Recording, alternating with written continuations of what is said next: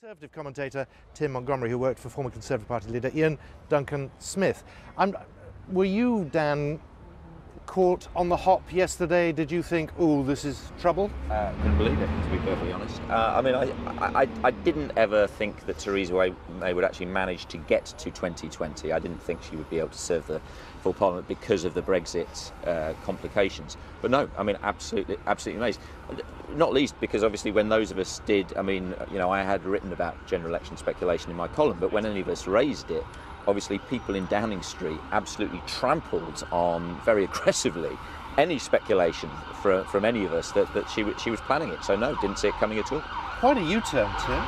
It is quite a U-turn and a reverse really of what Gordon Brown did a few years ago. Remember, he almost led us up to the right to having an early general election shortly after he became Prime Minister and then pulled away from it. So Theresa May has done the opposite. But when you have opinion poll leads, we've had 3 opinion polls giving the Conservatives a 21-point lead. It would almost be a dereliction of her duty as leader of the Conservative Party not to take advantage of that. And when you have people like Dan now saying, as a Labour man through and through all his life, that he's going to vote Conservative at this election, that underlines why Theresa May took the decision she did correctly. Is that true? You're going to vote Conservative?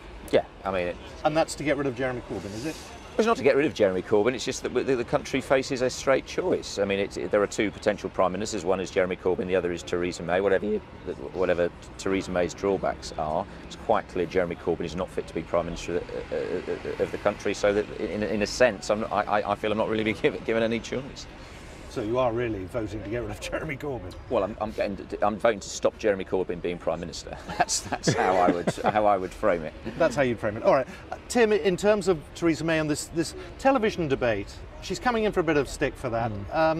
The accusations, inevitably, perhaps, that she's running scared. Up until the last couple of elections, we haven't had television debates. So in a sense, she's only doing what John Major did before her, Margaret Thatcher and all previous Prime Ministers, Tony Blair.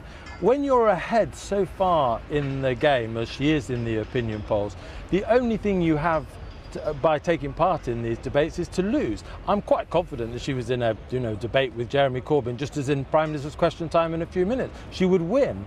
But you're up against expectations. You're allowing unknown to be introduced into the contest, and so she'll get some stick for Chicken Theresa or however it will be presented, but she's doing the prudent thing, and I'm sure there'll be plenty of times. She was on the Today programme this morning. There'll be plenty of times throughout the campaign where she is scrutinised, and I think sometimes these debates are about sound bites and appearance, whereas actually the interrogation by an Andrew Neil or a Nick Robinson actually gets closer to real scrutiny.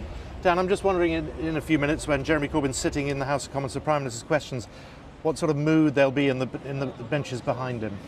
Well, a very depressed mood.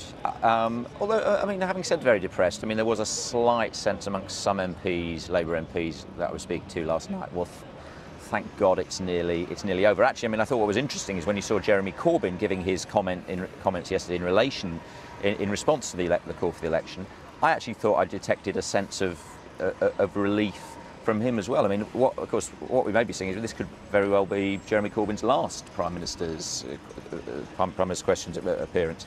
So I think it's a sense of relief, but also, Labour MPs know full well what's coming down the track at them. So there's also a sense of trepidation as well.